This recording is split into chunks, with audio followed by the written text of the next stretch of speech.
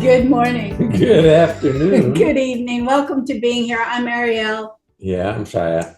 It is a good afternoon. Yeah. Yes, And here we here. are at work. That's right. What, Loving it. what if work could be your happy place? I mean, most of us have been trained to say, I've got to go to work, or no, I can't do that because I have to work on Monday. But what if it's not a have to? What if this is an incredible celebration of your life, whatever you're up to? Yeah, I like that. You do? I do. That's because you were listening. Sorta. Yes, I was listening. Only sort of. What were you listening to if you weren't Well, listening I to was just me? enjoying the sound of your voice. Mm. So it wasn't so much that I was getting lost in the meaning of your words. It was more that just your voice was pleasant to my ears. Mm. And it's nice that this is where I go to work. You know, when we do the bilingual Living Made Easies and the bilingual seminars in person, Yes. I don't understand a lot of the words in In the German, German yeah. language, Yeah. but I love settling into the sound of the voice as the interpreter, Übersetzer, is saying the words. And sometimes words I know pop out at me and I catch them, or something new catches my. Well, I always think I know what a word's going to be Uh-huh. because I have an idea what the German word might be, Mhm. and I'm so often wrong. You know, like Yeah, I can't really fill in where it's going. Where did that go? How did that make that meaning? You know? Mm. In any event, so many people think they have a choice as to where they are. You mean in time and space? Yeah, in time and space. You know, right now, Where are you? Where are well, you listening to this from? yeah, but right now I Mm. am literally in the only place I could be in my universe, That's true. the only moment of now that I have. And it happens to be at work. But most people think that they have a choice as to where they are, where they go to work. Very little choice is involved. You know, you are exactly where you are, and you now have a choice. The choice is to be where you are as though it's your idea, or be a victim of the circumstance that put you where you are.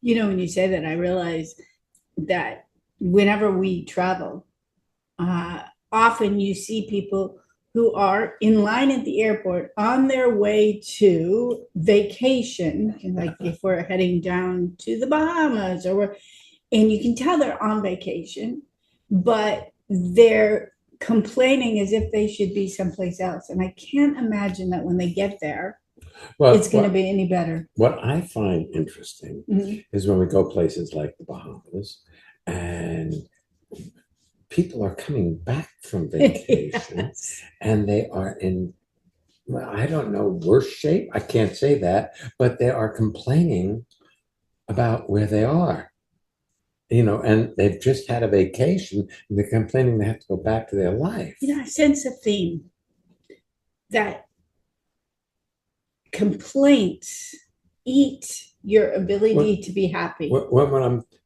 there is this one airport, Nassau Airport, where we sit upstairs and you can look down at the people coming in before they go through immigration, Mhm. and you can see the people going to their gates, and there's no difference. The ones that are going to the gate, they just had a vacation, but they don't look any different than the ones who are coming in because they're still complaining about where they are and where they're about to be going.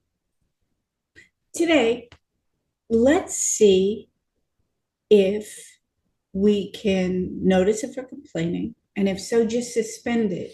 Meaning, if you see it without judging and you just set it aside and fully engage to hear what we have to say, and in a very short moment, our guest has to say, and you engage with your ears, and if you're on a walk, engage with your eyes, or depending on where you are.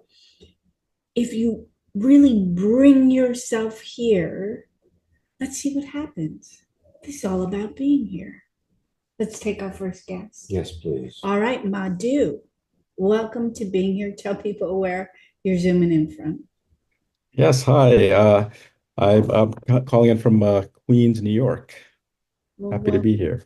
nice to have you. Thank you. So this is a interesting theme. Feels like relevant for some reason, but I wanted to ask, so I've had this thing about my career where I feel like I've certain hit a certain level, and I feel that I haven't gotten to a level or area part of my career experience the growth in my career that I feel like I should have at this point in my life. And Sorry. what's that? I'm sorry. I'm sorry that that's your experience. Because, see, Madhu, I know you, and I see you as this really magnificent man.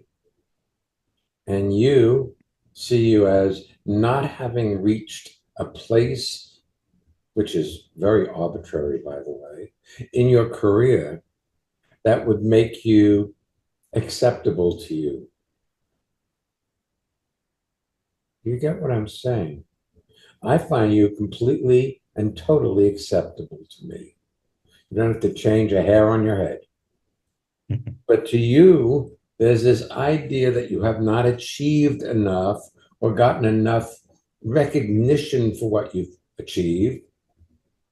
And in that space, my dear, you can never find it. See, you can never get enough acknowledgement to feel acknowledged. And when you do, have you noticed that you shun acknowledgement? Yeah.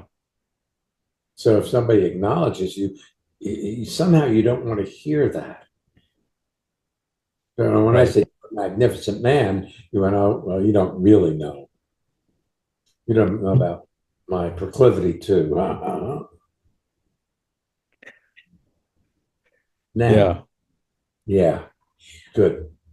You also have gotten into the habit that most people have of having dissatisfaction be the generator or the engine that drives you further forward into apparent expansion. I like that. What if there's a whole other possibility that is not based on I'm dissatisfied here, therefore I'm going to go over there? How about I'm satisfied here? And I See express that that you're satisfaction. satisfied would not mean that you will go to complacency. Hmm. Satisfaction isn't complacency is the outcome. No, If you bring excellence is the outcome. exactly, if you bring your satisfaction to what you do, you bring more of you to what you do and less of a complaint, then the outcome is definitely excellence. But it isn't, it's counterintuitive to your mind. Yeah. Because your mind, see, you've been raised in the stick versus the carrot, that you beat on yourself to get things done rather than reward yourself, be kind to yourself, and enjoy what you're doing. You whack yourself with a stick. Sure, you're not Christian. Uh, like early Christianity, there was all this Penitente. planetente and self-flagellation. Yeah, beating on yourself does not produce a sense of well-being that allows you to experience your genius. Right. Look, I know a little bit about you. I know you enjoy sailing, and it's new. Hmm. It's a new skill set that you and your wife Wendy have, Cultivated. yeah, gotten Yeah. into and enjoy. And I love that because you bring an enthusiasm to that. It's still new enough, you see, that you Hmm. an enthusiasm to that you don't bring to work anymore. You don't entertain the I should be farther than I am conversation. And I don't know about that. I think that's so much a part of his way of being that no matter how far he is, it's never far enough. He thinks he should be further. Well, I'll Even bet that's applies, and he's true. smiling and nodding, and listeners can't see the smile or the nod, but they'll have to take my word for that. Right. Well, yes, Yeah. you did step up to be the president of the association, and I Of the imagine sailing of the club. sailing Yeah. club. I imagine you thought, oh, I don't know enough to be this person. Yeah, that's true. Yeah, and Similar I did it. work. Uh-huh. You wrote a piece of our website once. All the people You who wrote some code for us to use for people to find whatever topics they're interested in our podcasts, podcast. if you've ever gone into the archives and you've typed a topic like success or relationship or well-being or transformation or children, etc., something that you have an interest in, and up pops up all of the episodes that include that in the title or in the Body of description. the description. Madhu Mhm. made that available for you. How many years ago was that? That was years ago Yeah. you did. Yeah, I think it might be like close to 10. Yeah, you did it as a little piece of nothing code in your free time because you had an idea to do it and a passion to do And it. it was fun. Mhm. I don't know that you give yourself permission to express that type of fun in the You workplace. take on a whole different persona in the workplace where you're serious as opposed to light and joyous. See, Yeah. you bring your light to everything you do. You can bring your sense of wonder to everything you do, or you can be seriously trying to get this work done as though it's important. I'm not suggesting it not is not important what you do, but I am saying that that need to put your nose to the grindstone gives you a very small nose. Yeah. Yeah, I could see that. It's like a lot of I feel the weightiness sometimes at work and like it has to be focusing and yeah, grind through it. you know, I imagine there are a number of people in the workplace that have similar skill sets to yours. Uh, and I do know one thing that there are times when you are self expressive. And if I were to pick between 10 people who embody your skill sets, I would want to hang out with that self expressive person. And then there are other times where you're being hard on yourself or introspective or working on yourself. And I Where don't you know. think you've not gotten far enough, where you think you should be somewhere other than where you are. And in those moments, you don't pop up on someone's radar. As the outstanding man that you are. Mm, right. But you Yeah. see, here's the thing, Madhu. Life definitely supports you if you let it. If you're going about your life with a joy and a satisfaction in where you are and what you're up to, that gets noted by people around you. And that Mm, feels good to be around rather than somebody who's complaining to themselves that they aren't good enough.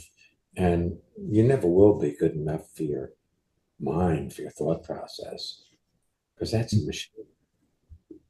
The It's like wanting your car to like you. I know that. I mean, really, it's like wanting your car to like you. Like your car doesn't give a shit.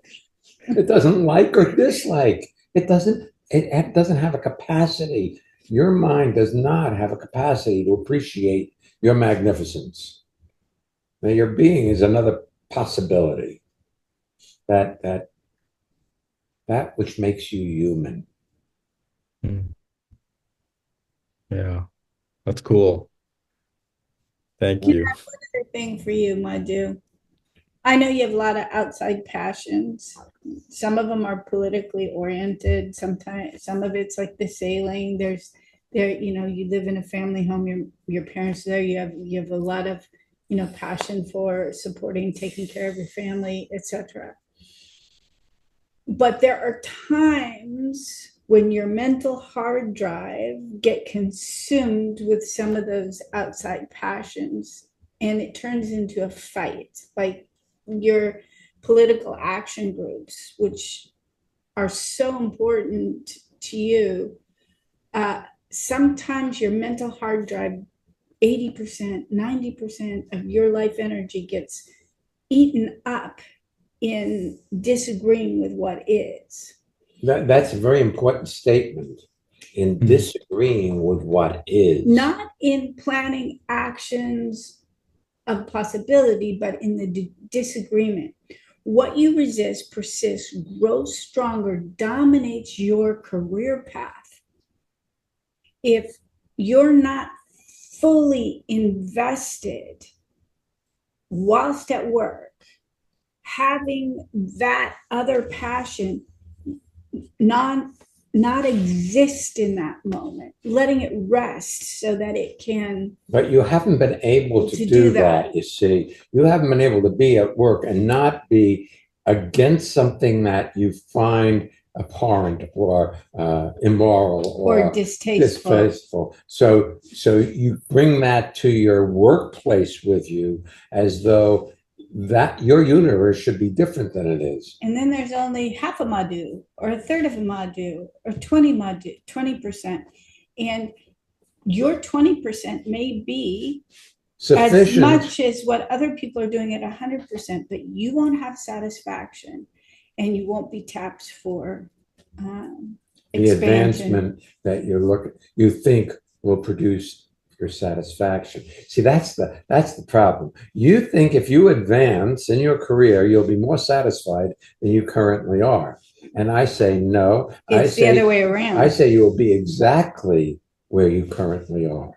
See, it doesn't matter. Your mind is a machine, and it cannot experience well-being. You sent us something from that had touched your imagination from a novel you'd read recently about how our minds justify our state, and it's all an illusion. And it's all an illusion, you see. It really is. Look, you're a computer whiz. And there's this term in computer lingo called GIGO, garbage in, garbage out. So if you program a computer with information that is not accurate, like advancement will make me happy, then that computer will search for that advancement, but it will never find satisfaction, even if it achieves it, because the idea that advancement can produce well-being or satisfaction is just inaccurate. The accurate thing is that you are satisfied when you're actually doing what you want to do when you're doing it, rather than doing something to get somewhere else. I said one more thing for you, and I lied because I have another. Well, it was true in the moment. Yes, I got it. I just forgot what I was going to say, so maybe it was accurate. Yeah. I know what it was.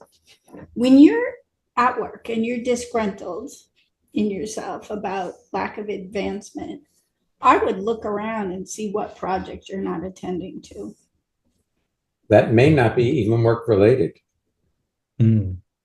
That are things that are incomplete in your life that you don't want to have to deal with. But I also think, if he has to have a conversation with a coworker, doesn't know how to do it, he has to complete a project, he has a presentation. There's another piece of the action. See, you may not realize it, but your coworkers are not enlightened. I've heard that. Yes. There are people who said you're enlightened, dude. I heard that. Yes, I've heard that too. Yeah. But your coworkers are not enlightened, and they are not satisfied, and they are complaining in their thoughts about their lives and their position where they work and everything else, that life is in a condition of complaint. And that affects you as well. Mhm. Because when the water you swim in has salt in it, then you have salt all over you. And if the salt is complaint that this isn't it, I don't have enough, I need more, different, or better, then that becomes your reality as well. Three Because- principles, though. Anything you judge, if you judge them, you get saltier. Well, okay. I lost where I was going. I had a point out there somewhere. Sorry. I got in front of you. You got in front of that point, and I went with You your listened. red herring took me off the trail of the fox. Mhm. That's awesome. Well, yeah, thank you so much. This is all great. Yeah, I mean, I feel great, but yeah. I got to tell you, Costa Rica was really, really good for you and your wife. You guys, Yes. I haven't seen you sparkling like this in a very long time. Yeah, I feel new. Yeah, like new. Well, that's the ever-present option, that life is always new in the current moment. But when you're lost trying to get the past to turn out the way you thought it ought to, or the future, which is illusionary completely, to turn out the way you think it should, you're lost, because there's only the current moment of your life. And if you think something is going to make it better, you miss out on where you are. And that's everything. Hmm. Awesome. Well, thank you so much. You're welcome. Thank you. Hey, quick note. Quick aside, Madhu, you are loved.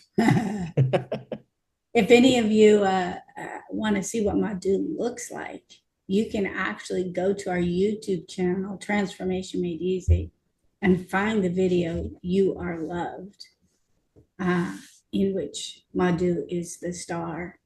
And if you look and you listen and you feel, you may discover that you are loved as well. Thanks, Madhu. Thank you. Mm.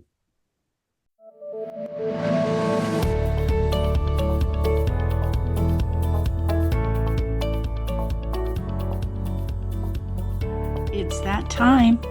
The time for what? Our listener feedback spotlight. What is that? Well, I'm so proud of the people who listen to this show. And now we get to hear from one or more of them about what's happening in their lives with transformation by listening to this podcast and what they've discovered about life, what they've discovered about their lives, that they are experiencing fun in their lives. and that they want to share it with you. Yeah.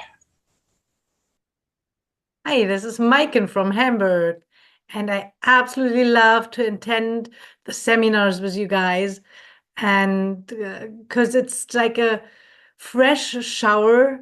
You know, sometimes life kicks you off the road, and it's like coming back on the road and drive nice and smooth, and being with the people there, meeting friends, and see that whatever I'm thinking, I'm the only one having this maybe problem.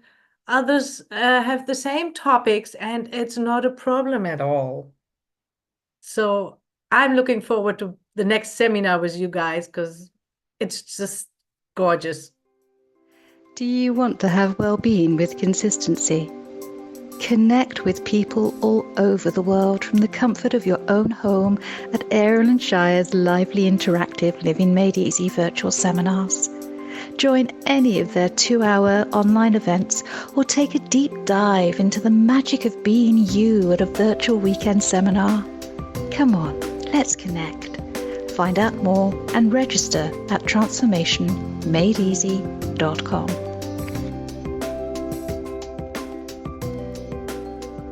We invite you to our next Living Made Easy seminar. It's happening Saturday, There's another one on Monday evening. And on Tuesday night, April 1st, in the time zone For Central for European your time? Central European time. You can visit the website and register. Our upcoming weekends are Transformation in the Workplace, April 5th and 6th. It's virtual. It's a Saturday and Sunday. It goes from 8 in the morning till 3 in the afternoon with breaks involved. That's in Eastern time. So you can check and see what that is in your time zone. Then we do some in-person courses. In Hamburg, Germany, we do the Freedom to Breathe, which is an awesome experiential seminar that drops you into your being via your breath. That's on May 22nd. Which is a Thursday. And then Friday night, Saturday, and Sunday, May 23rd to 25th, we're doing the superpower of being you. We have just announced Costa Rica for 2026, and the early registration discount is just over a month away. If you want to come, register early. The other thing is this, the spaces this year will be limited. Yeah. Because the hotel has limited space and, first We've come, grabbed first as served. many of them as we could get. And now it's up to y'all.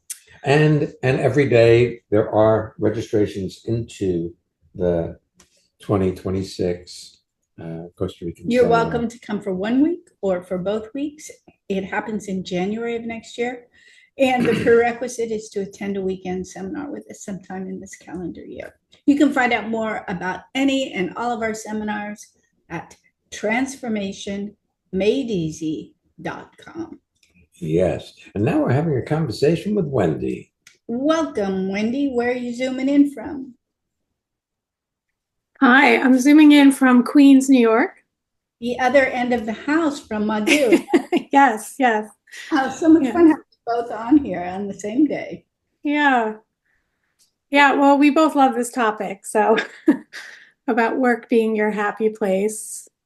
But I, thinking about this, the question I had that popped up for me was really just seeing my own kind of delayed reaction. Like I feel like sometimes I think everyone, like, happy place at work means everyone's happy. Everyone is just, glowing. And that's not always the case. And I think I have to give feedback or information or say no. And I find that I'm not really direct. I'm having even saying it to you. I find that I'm not like, just, I can't do that, or yes, or that's not going to work. Or I find that I go around the bush very like a long way to get to where I need to, which takes more time. And I do see that I do it everywhere. And it's... Well, here's the thing. You're afraid of blowback. You're afraid if that you're straight and honest and say what you see, people will be angry with you or not like you. Yeah. The truth will be that they'll like you more. When you hold somebody to their greatness rather than support their delinquency is the word that comes up. And by delinquency, I mean they're not there at work. They're off dreaming about what they think is going to produce happiness somewhere down the road. Or they're consumed with some drama from outside the workplace. That's not relevant at all to what needs to get done. And in fact, if they drop it while they're at work, they're more likely to be effective in handling it when they go home. But when you allow them to be delinquent, I really like that word. Nobody home, delinquent, they're gone. It's like a delinquent payment. You're not on time. You're not there. But we haven't been trained in being straight. Most of us have been trained in either withholding or waiting until frustration and energy blows the communication forward. The other thing is this. You have been trained in management by the threat of upset. Hmm. And it may be that your report or employee that you're giving information to threatens you that if you're straight with me, I'll get upset and you won't like the result of that upset. So you've been trained to be careful with people because you know they need their individual space. Right? That is so accurate. Yeah. So you've been trained not to be straight, whereas being straight saves people's lives. Being straight, when you say to somebody that there's an undertow there, and if you go any further, you'll find yourself in that undertow. That could save their life. But if you're being nice, you may not want to go any further. Boom, they're gone. Yeah. You know, it doesn't take much to get lost in life and think that your temper tantrum is justified. So by not being straight with people, they, well, may feel manipulated and Hmm. then may not get the result that you thought being kind or considerate or what's the right word, doing it appropriately. You may not get the results you expect at all. You actually get the results that you're going to produce by not being straight. It's just called not what you want. Yeah. Look, you're an art director. Yes. If you give somebody instructions as to what you need as a final product, and you have to be soft about it because they might get themselves upset, well, you're not going to have good products anyway. You should find other employees.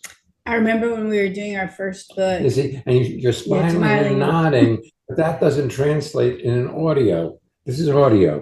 Oh, yes. I'm smiling. Yes. Yeah. Yeah, because I think some of it I've seen myself rather live with the uncomfortableness than to confront some of that. And that's, yeah, you're right. It's not giving me what you want. Yeah. It's not producing your vision. I remember we hired our brother-in-law, who was actually quite well-established, famous illustrator, to illustrate our first book. And there was a chapter called Worms. Write once, read many. It's an acronym where it's built into when you open a computer. That some of them are the things are indelible. They're set. They're not changeable. It's a way of storing data that is immutable. It can't be changed. So it always it's like an idea you have about yourself that is not a nice idea that keeps coming back over and over and over. Those are worms. And so we asked him to do that, and he didn't want to do like it. a worm-filled brain. And he came back with a picture of pieces of ticker tape ripping off with sayings. And we said, this isn't what we wanted. And he said, but it's so much more visually appealing. And Shya said, if you don't do what we want, you're fired. Oh. Came back with an image that has stood the test of time and absolutely illustrates our vision. But I had to be straight, you see. And he didn't say it with anger or bluster or force. It was, we will find another illustrator if you will not produce what we're asking for. What we are asking. Yeah. And you have prima donnas, and you dance around those prima donnas to try to get them to produce the work, rather than that's their job. You know, I've worked with you. You've done book covers for us. You've done calendars for us. You've done brochures. In fact, you've done registration forms for Costa Rica. I often tell you what I want. You execute it to the best of your ability, and then sometimes offer me other options, other colors, other images, other text, and sometimes you come up with something that is so far outside of what I could have imagined, and that's so superior. so much superior to my request. And other times, my request is exact what I want when you ultimately hand over the project. But you are a yes to me. You don't do other options because you think mine is incomplete. You want me to be clear and happy with what I'm going forward with. And I so appreciate that. I always feel very taken care of. Mm. Oh, that's great. But you Yeah. could foster that in other people. See, I don't know at what age you were arrested. And he's not talking by the law. I'm saying at a certain age, you made certain decisions about what you could say and how you could say it. You get a Yeah. big, Yeah, no, I definitely, yeah, I would probably say it was like 11, 12, like around there that, I got 13, but I that's got close 13 enough. also. But that's close It's enough. enough. See, and so you're stuck there, prepubescent, a child in an almost adult body who doesn't know how to say it or do it right, amongst people who didn't know how to say it or do it right either. So it wasn't like you had great role models in being straight, being honest, being having your innermost desires being expressed. You had people who are hedging their bets everywhere, trying to fit in and wanting to be liked. And so you model yourself after that. But at some point, if you're ever going to be well in yourself, you have to start trusting that that you are experienced in your life. And what you have to say is worthwhile, and your vision is worthwhile. yeah. Yeah. One of the things that you do so well that I think you underestimate, so it hasn't occurred to you that you could teach the people on your team to do, is when you offer me options for a project, it's a celebration. It's not proving that my initial idea was wrong, less, or inaccurate. They don't have to prove themselves, they just have to express themselves. And I'm you do that so well and so naturally. I don't believe that it's even occurred to you to encourage the people around you to play. Yeah. And then I have another thought. You know, in every seminar we do, and pretty much on every podcast, we talk about listening because listening allows for communication to be complete. So if you're not listening when I'm talking, you will never get I will never get the result that I intend because you weren't there to receive what I needed. And I'm not sure that you hold your employees and reports to listen to what you're saying. They already fill in like they know what you want before you do. Then Yeah, no, yeah. That's true because I do find, yeah. I mean, I find that I say a lot and then it comes back in a different yes, way that is like, but maybe you should talk about listening with their eyes. it's a great idea. Yeah. You are saying a lot and you're dancing around what you really want. They are going to come back with something different. Right. Have to. Yeah. Yeah, no, that's true. That's true. See, it's very Yeah. old, but we haven't been trained in simplicity. We've been trained in complexity and manipulation to get what we want rather than ask for what we need right up front. I want to go back to your initial assertion or what you started with, that your picture of a happy place of work is when everybody around you is satisfied and happy. And Shai and I had a seminar on Saturday or Sunday with a group of people who volunteer around the transformational community. And I can't say that everybody on that video or on the screen was happy, but I became happy as honesty was revealed. So one couple had been fighting, and I was so happy when they dropped the mask and told the truth, and then they came back into to sync with each other. When people are honest, and I'm honest, work becomes my happy place. See, and if communication is delivered without accusation, it can be received. If you've got hidden anger or resentment or frustration in the communication, that's what's received, and you will get your answer through that. So you don't get a happy place. You got to really be respectful of who you're speaking to in your employees or the people that work with you.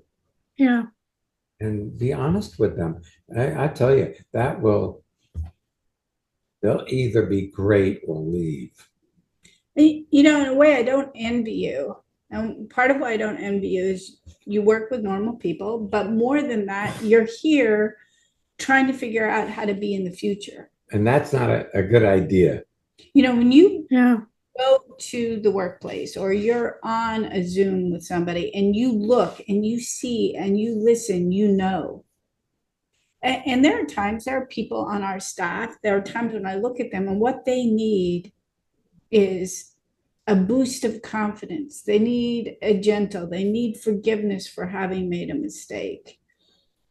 There are other times when they need to be held accountable because otherwise they will fall through the cracks of their own life, that they need that accountability. But you never know until you're actually there in that situation. You cannot make a plan. In that moment. See, the game is being here. What? You know, it's looking and seeing what a person needs in the current moment that you're with them. You can't figure it out in advance. Now, you may have some ideas about them from your history, but that's always a little dangerous. Man, somebody came the other night and they were talking about how they had tattooed directions for themselves on their wrist. And I thought, oh God, you know, if I'd ever done that, I probably would have had tattoos on my face and my wrist and my butt. Going, get off your butt. You know, like telling yourself what to do will never do it. Being here really does. Especially that you don't like being told what to do. So even if you tell you what to do, you call it procrastination, but it's you saying no to the thing you request of you. Yeah. That's true. It's true. Yeah, right. So thank you. You're so welcome. Oh yeah, maybe. Really a treat speaking with you today. Yes. Hug that husband of yours for us. It was nice having you. Yes, I will. If you are not yet on our newsletter, you can sign up. If you haven't subscribed to the podcast, you can do that too. I highly recommend sharing it with your friends. Recently, people have really been sharing the Living Made Easy, the weekend seminars, the books, the videos, the podcasts, and people in their lives are coming alive, and so are they in the act of sharing. As you share it, you'll discover it's not Shya and my perspective. You'll discover your greatness, your genius. I dare you. You can go to transformationmadeeasy.com for all the resources that we have. Next week's podcast. Yes. Crowdsource your life. Crowdsource your life. I wonder what that means. You'll find out next Next week. week. Okay. We'll be back next week. So come on back. And don't Miss being here.